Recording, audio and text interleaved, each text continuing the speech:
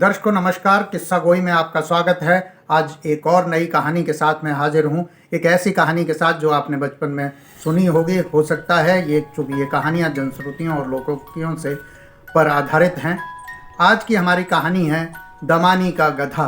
कहानी का शीर्षक है दमानी का गधा। बात बहुत पुरानी नहीं है। एक गांव में एक धोबी रहता था। नाम था उसका दमानी। दमानी के पास एक गधा था जिसे वो लोक कल्याणी कहता था, यानी गधे का नाम था लोक कल्याणी। लोक कल्याणी के ऊपर रोज कपड़ों की गठरी लाद कर दमानी गांव से तालाब के घाट तक आता था और वहां कपड़े धोकर सुखाकर वापस गांव जाता था और कपड़ों को इस्त्री कर जिन लोगों के कपड़े होते थे उनके घर घर पहुंचाता था। गांव से तालाब के बीच रास्ते में एक स्कूल पड़ता था और उस स्कूल में मास्टर थे राघवानंद। राघवानंद जिन बच्चों को पढ़ाते थे उनमें बहुत से बच्चे शरारती थे और अक्सर राघवानंद उनको डांट कर कह देते थे कि मैंने अच्छे अच्छे गधों को इंसान बनाया है, तुम तो चीज़ क्या हो। एक दिन जब दमानी अपने गधे लोक कल्याणी के साथ उस पर कपड़ों की गठरी लादे स्कूल के पास से गुजर रहा था, तभी उसके कानों में मास्टर राघवानंद की आवाज़ गूंजी। राघवानंद अपना वही पुराना डायलॉग बोल रहे थे कि मैंने अच्छे अच्छे गधों को इंसान बनाया है और मैं तुम्हें भी इंसान बना सकता हूँ। जब ये बात दमानी के कान में पड़ी तो वो सोचने लगा कि काश मास्टर राघवानंद उसके गधे लोक कल्याणी को इंसान बना दें तो कितना अच्छा हो। मास्टर राघवानंद के पास जरूर ऐसी विद्या है जिसके जरिए वो गधे को इंसान बना सकते हैं। अगर वो उसके गधे लोक कल्याणी को इंसान बना दें तो वो दोनों मिलकर ज़्यादा कपड़े धो सकेंगे, इससे ज़्यादा कमाई होगी और वो ज़्यादा अमीर हो जाएगा। फिर वो दोनों और गधे पालेंगे और उनको इंसान बनाएंगे और इस तरह से वो आसपास के गांवों के कपड़े भी धोना शुरू कर देंगे और इस तरह बहुत अमीर हो जाएंगे।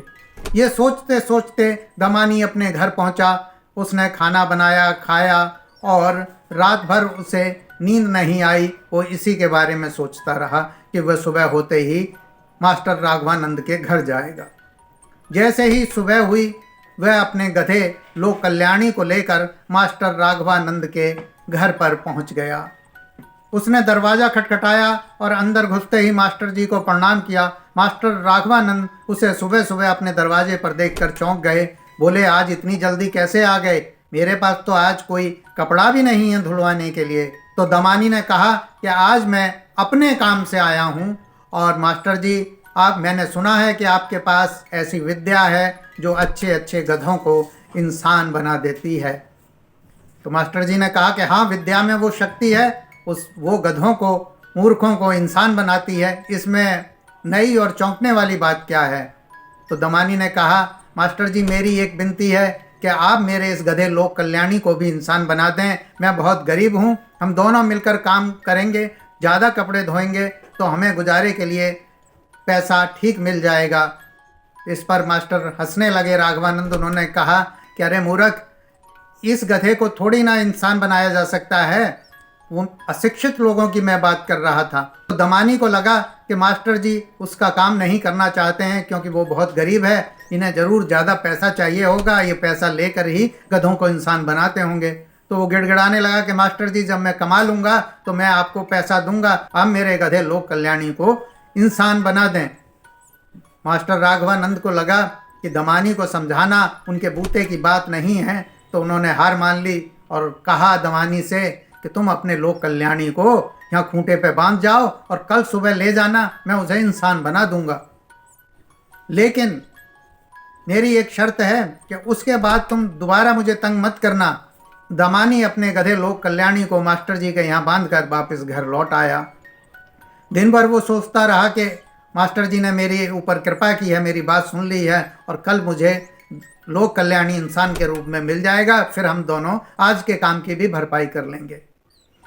अगले दिन सुबह सुबह फिर से दमानी जो है मास्टर राघवानंद के घर पहुंच गया और उसने कहा, मास्टर जी मुझे मेरा लोक कल्याणी लौटाइए, क्या आपने उसे इंसान बना दिया है?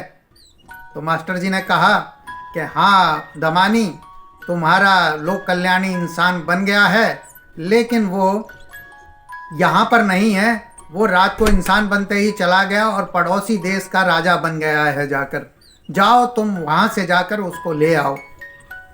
ये सुनकर दमानी बहुत खुश हुआ कि अच्छा है, लोक कल्याणी के मैंने गधे से इंसान बनाया, उसके तो दिन फिर गए, वो तो राजा बन गया।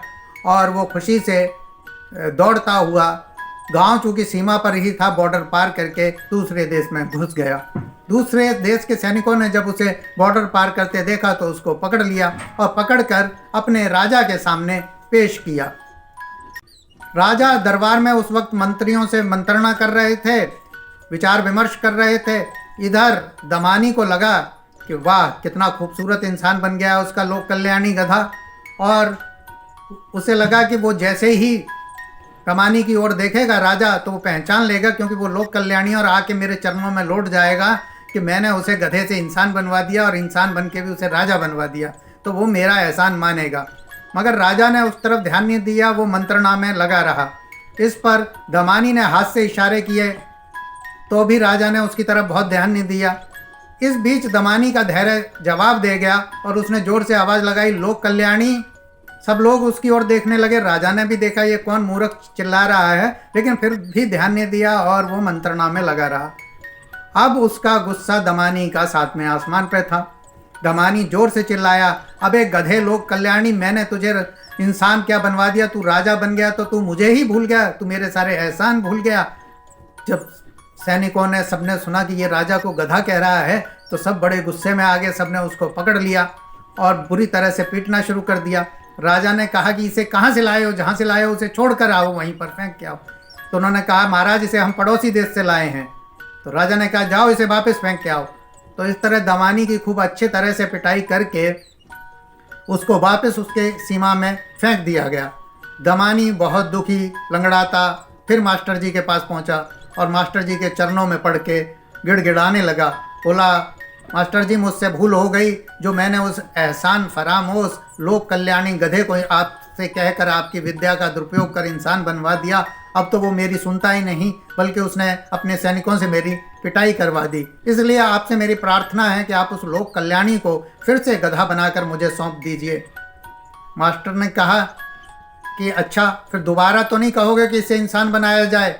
इस पर दमानी ने कहा कि नहीं, ऐसी भूल मैं कभी नहीं करूँगा, कृपया मेरे लोक कल्याणी को फिर से गधा बना दो, मेरी रोजी रोटी उसी से चलती है।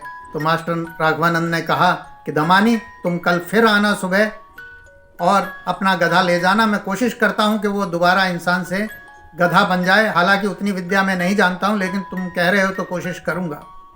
अगले दिन सुबह सुबह दमानी जब मास्टर राघवानंद के घर पहुँचा तो मास्टर राघवानंद ने उससे कहा कि जाओ घर के पीछे खूंटे से अपने गधे लोक कल्याणी को ले जाओ और दोबारा फिर कभी मत कहना कि इसे इंसान बना दूँ। दमानी ने जब घर के पीछे जाकर देखा तो उसका लोक कल्याणी वहीं बंधा हुआ था। उसने लोक कल्याणी की रस्सी खोली और घर की तरफ चल दिया, लेकिन उसे बहुत गुस्सा था, इसलिए वो छड़ी से बीच बीच में लोक कल्याणी को पीटते हुए जा रहा था। तो आज की कहानी आपको कैसी लगी ये कमेंट बॉक्स में बताना ना भूलें। इस चैनल को लाइक और सब्सक्राइब करना भी ना भूलें। तो दोस्तों धन्यवाद, फिर मिलते हैं ऐसी ही किसी रोचक कहानी के साथ। शुक्रिया।